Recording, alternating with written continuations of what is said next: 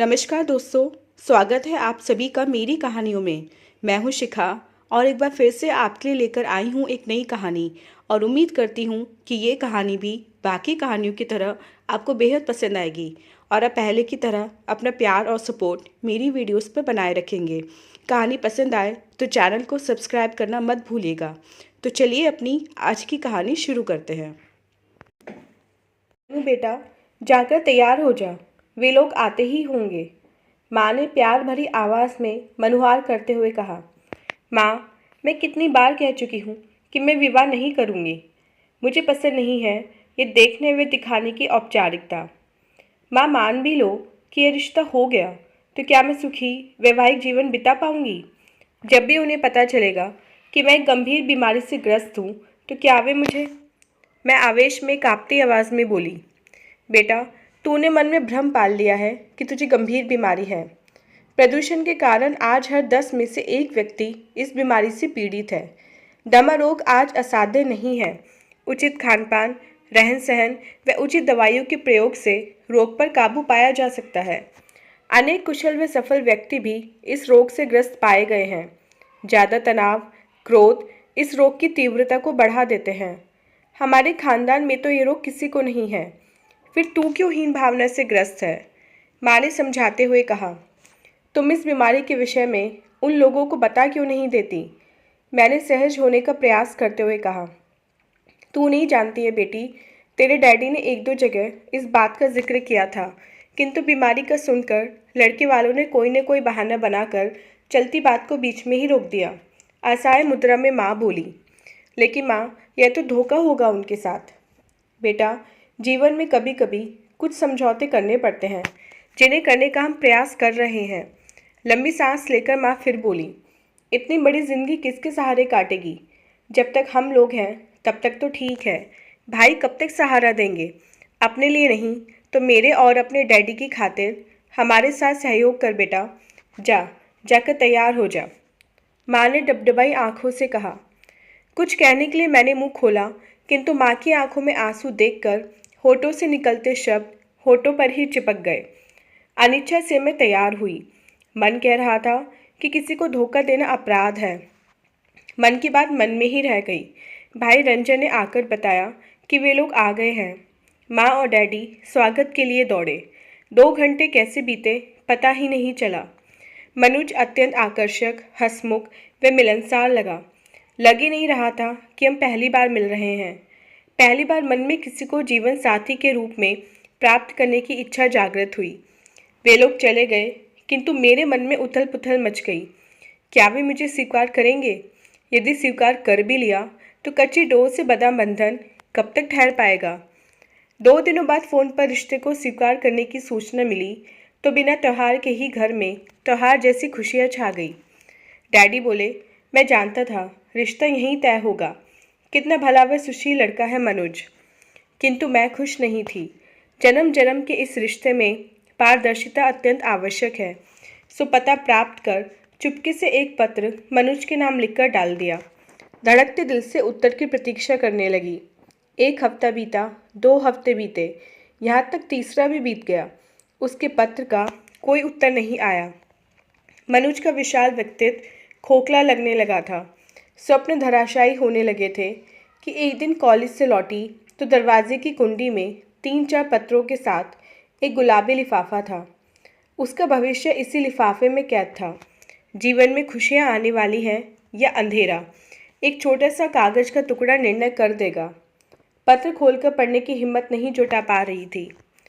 प्यारी तनु, माँ आज किटी पार्टी में गई थी, सो बैग से चाबी निकालकर ताला खोला। कड़कड़ाटी ठंड में भी माथे पर पसीने की बूंदें छलक आई थीं। स्वयं को संयत करते हुए पत्र खोला। लिखा था, तुम्हें जीवन साथी के रूप में प्राप्त कर मेरा जीवन धन्य हो जाएगा। तुम बिल्कुल वैसी ही हो जैसी मैंने कल्पना की थी। मन में अचानक अनेक प्रकार के फूल खिल उठे। सावन के बिना ही जीवन में बहार आ गई। चारों ओर सतरंगी रंग छितर कर तन मन को रंगीन बनाने लगे। मैंने भी उनके पत्र का उत्तर दे दिया था। 2 महीने के अंदर ही वैदिक मंत्रों के मध्य अग्नि को साक्षी मानकर मेरा मनुज से विवाह हो गया।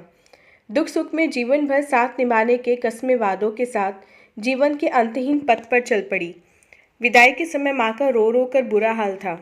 चलते समय मनुष्य से बोली थी, बेटा, नाजुक सी छुई मुई कली है मेरी बेटी, कोई गलती हो जाए तो छोटा समझकर माफ़ कर देना। मेरी आंखें रो रही थीं, किंतु मन नवीन आकांक्षाओं के साथ नए पथ पर छलांग मारने को आतुर था। कानपुर से फैजाबाद आते समय मनुष्य ने मेरा हाथ अपने हाथ में ले लिया तथा धीरे धीरे सहला रहे थे, और मैं चाहकर भी नज़रों से नज़रें मिलाने में असमर्थ थी। कैसा है ये बंधन, अनजान सफ़र में अनजान राही के साथ अचानक तन मन का एकाकार हो जाना।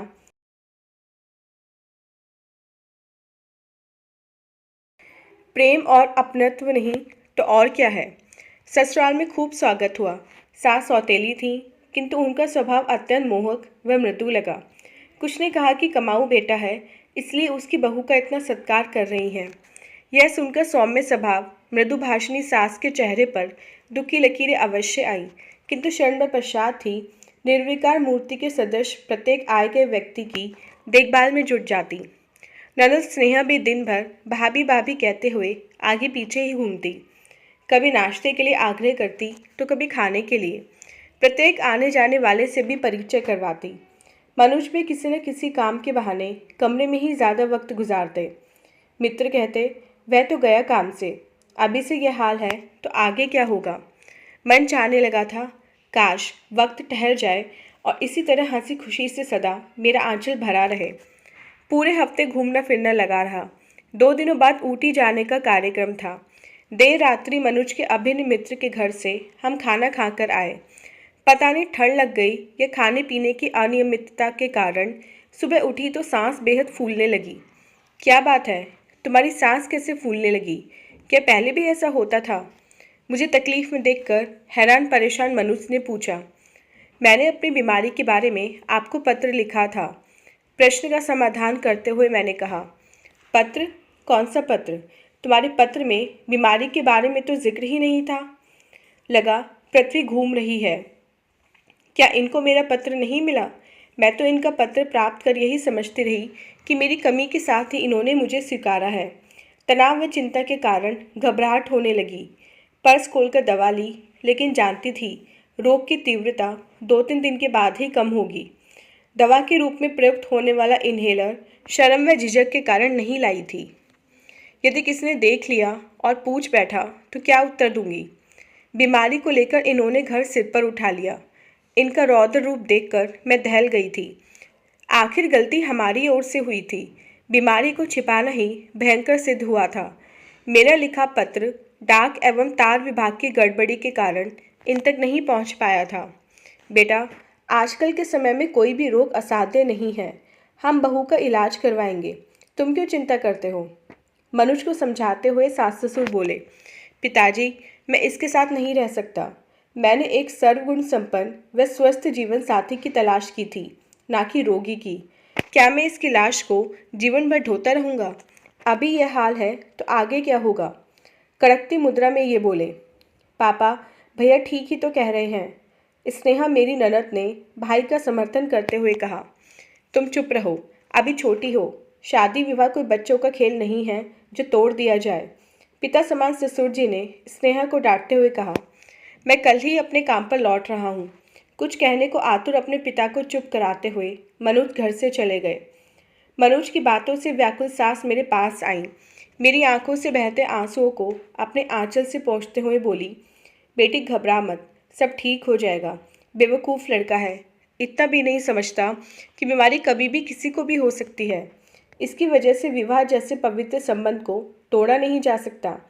हाँ, इतना अवश्य है कि राजेंद्र भाई साहब को बीमारी के संबंध में छिपाना नहीं चाहिए था। माँ जी, मम्मी पापा ने छिपाया अवश्य था, किंतु मैंने इन्हें सब कुछ सच सच लिख दिया था। इनका पत्र प्राप्त कर मैं समझी थी कि इन्होंने मेरी बीमारी को गंभीरता से नहीं लिया है, वरना मैं विवाह ही नहीं करती। कहते कहते आंचल में मुंह छिपाकर मैं रो पड़ी थी। डॉक्टर भी आ गए थे। रोग की तीव्रता को देखकर इंजेक्शन दिया तथा दवा भी लिखी। रोग की तीव्रता कम होने लगी थी, किंतु इनके जाने की बात सुनकर मन अजीब सा हो गया था। सारी शर्म छोड़कर सासू जी से कहा, मम्मी, क्या ये एक बार, सिर्फ एक बार मुझसे बात नहीं कर सकते? सासू माँ ने मनोज से आग्रह भी किया, किंतु कोई भी परिणाम ना निकला। जाते समय मैं भी सबके साथ बाहर आई। इन्होंने माँ और पिताजी के पैर छुए, बहन को प्यार किया और मेरी ओर उपेक्षित दृष्टि डालकर चले गए। सासू माँ ने दिलासा देते हुए मेरे कंधे पर हाथ रखा तो मैं विहल स्वर में बोल उठी, माँ, मेरा क्या होगा? आदमी इतना तटस्थ हो सकता है, मैंने स्वप्न में भी कभी नहीं सोचा था।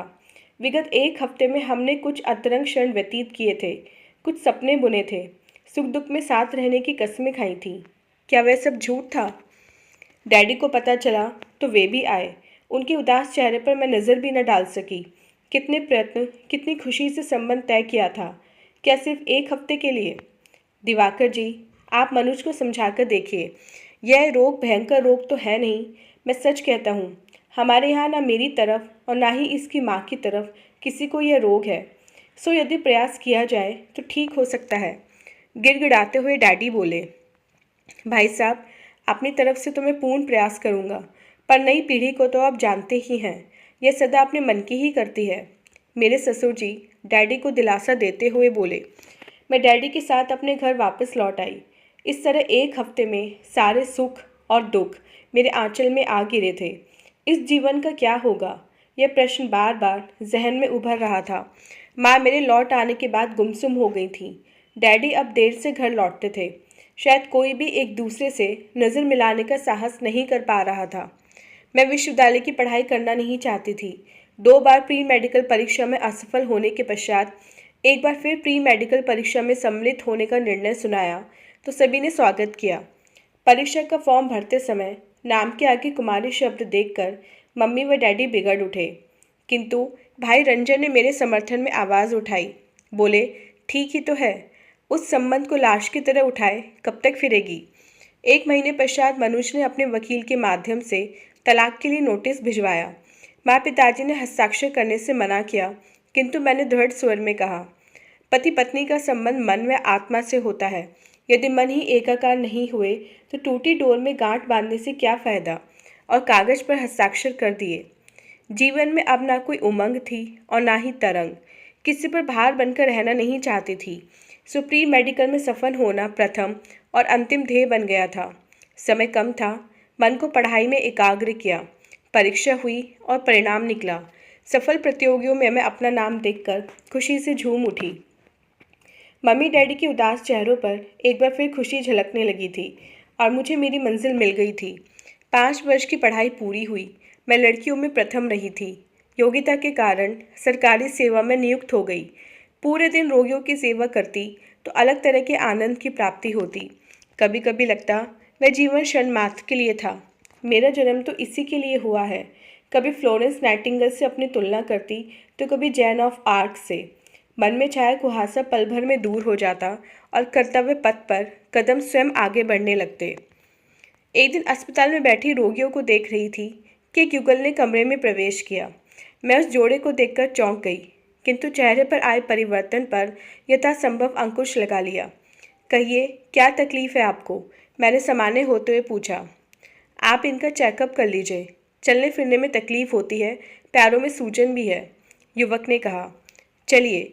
उठते हुए मैंने कहा। वे बगल के कमरे में ले जाकर युवती का पूरा चेकअप किया और फिर बताया, कोई परेशानी की बात नहीं है, इन्हें उच्च रक्तचाप है, इसी कारण पैरों में सूजन है। दवा लिख रही हूँ, समय पर देते रहिएगा। बच्चा होने तक लगातार हर 15 दिन बाद चेकअप करवाते रहिएगा।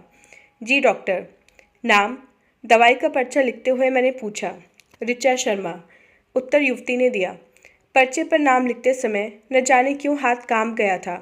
कुछ दवाएं व टॉनिक लिख कर दिए, साथ में कुछ हिदायतें भी। वे दोनों उठकर चले गए, किंतु दिल में हलचल मचा गए। उस दिन भर व्यग्र रही। बार बार अतीत आकर कुरेदने लगा। जो चीज़ मैं पीछे छोड़ आई थी वे क्यों फिर से मुझे बेचैन करने लगी थी। मैंने अलमारी से वे फ़ोटो निकाली जो विवाह के दूसरे दिन जाकर खिंचवाई थी। देखकर मैं बुदबुदा उठी थी। तुम क्यों मेरे शांत जीवन में हलचल मचाने आ गए? मैंने तुमसे कुछ नहीं मांगा। तुमने साथ चलने से इनकार कर दिया तो मैंने अपनी राह स्वयं बना ली। तुम इस राह में फिर क्यों आ गए? कितना त्याग और बलिदान चाहते हो? रात अशांति में, बेचैनी में गुजरी। सुबह उठी तो रात भर जागने के कारण आंखें बोझिल थी। अस्पताल जाने की इच्छा नहीं हो रही थी, किंतु फिर भी यह सोचकर तैयार हुई कि कार्य में व्यस्त रहने पर मन शांत रहता है। अस्पताल में कमरे के बाहर मनुज को प्रतीक्षारत पाया तो कदम लड़खड़ा गए, किंतु सहज बनने का अभिनय करते हुए उन्हें अनदेखा कर अपने कमरे में जाकर कुर्सी पर बैठ गई। मनुज भी मेरे पीछे पीछे आए थे। माफ़ कीजिएगा, आप तनुजा है ना? लड़खड़ाते शब्दों में उन्होंने पूछा। क्यों, आपको कुछ शक है क्या? तेज निगाहों से देखते हुए मैंने पूछा। मैंने तुम्हारे साथ कठोर व्यवहार व अन्याय किया है, जिसे मैं कभी भूल नहीं पाया। कल तुम्हें देखने के बाद से ही मैं पश्चाताप की अग्नि में जल रहा हूँ। मुझे माफ़ कर दो तनु। तनु नहीं, कुमारी तनुजा कहिए, और बाहर आप मेरे नाम की तख्ती देख लीजिए। निर्विकार मुद्रा में बोली थी मैं।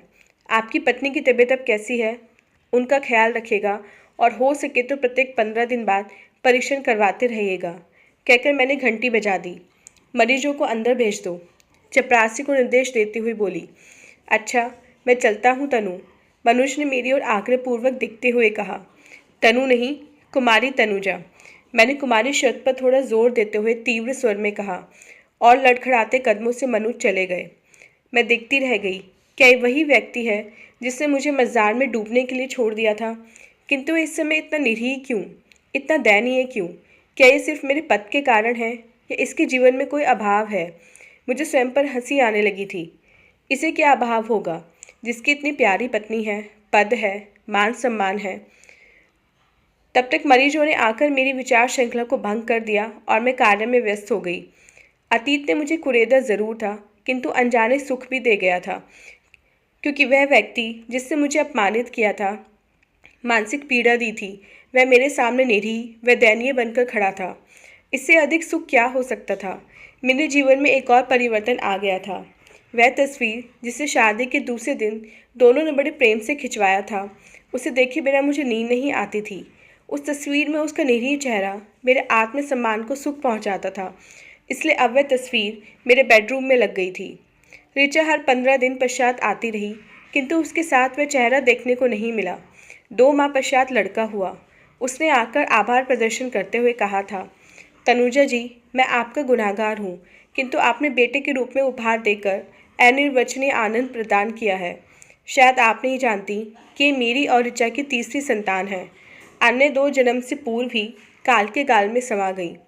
मनु चला गया, किंतु हृदय में सुलगते दावानल को मेरे सामने प्रकट कर गया। शायद वह अपनी पूर्व 2 संतानों की असमय ही मौत का कारण तनु के साथ पूर्व में किए गए अपने गलत व्यवहार को ही समझ बैठा था, तभी इतना निरीह व कातर लगने लगा है। ऐसे ही कुछ वर्ष बीत गए। एक दिन मैं अस्पताल से घर वापस आ रही थी कि एक छोटा लड़का मेरी गाड़ी से टकरा गया। ज़्यादा चोट तो नहीं थी, फिर भी मैं उसे अपने घर ले आई और उससे उसके घर का नंबर मांगा। संयोग देखिए कि वह मनुज का बेटा परीक्षित था। मनुज उसे लेने फ़ौरन मेरे घर आ गया और बार बार मेरा धन्यवाद करता रहा। मैं चाहकर भी ऋचा के बारे में ना पूछ सकी। उस दिन के पश्चात प्रतीक्षित लगभग रोज़ ही मेरे पास आने लगा। मेरे काफ़ी समय उसके साथ बीतने लगा। एक दिन बातों बातों में मैंने उससे उसकी माँ के बारे में पूछा तो वह बोला, डॉक्टर आंटी, माँ याद तो नहीं है, सिर्फ तस्वीर देखी है, लेकिन डैडी कहते हैं कि जब मैं 3 साल का था तभी माँ की मौत हो गई थी। मन हाहाकार कर उठा था। एक को तो उसने स्वयं ठुकरा दिया और दूसरी स्वयं उसे छोड़कर चली गई। प्रकृति ने उसे उसके अमानवीय व अमानुषिक कृत्य के लिए दंड दे दिया था। अब कभी कभी प्रतीक्षित घर आने लगा। एक दिन खेलते खेलते वह मेरे शयन कक्ष में आ पहुंचा, जब स्टूल पर मेरी और मनुज की वही तस्वीर रखी थी जिसको देखे बिना मुझे नींद नहीं आती थी। परीक्षित हाथ में उठाकर बोला, आंटी, ये तस्वीर तो पापा की है, साथ में आप भी हैं। इसमें आप दोनों जवान लग रहे हैं। ये तस्वीर आपने कब और क्यों खिंचवाई? जिसका मुझे डर था वही हुआ, इसीलिए कभी उसे शयन कक्ष में नहीं लाती थी। वह फ़ोटो मेरी अहम संतुष्टि का साधन बनी थी। सोचा कर भी अंदर नहीं रख पाई थी।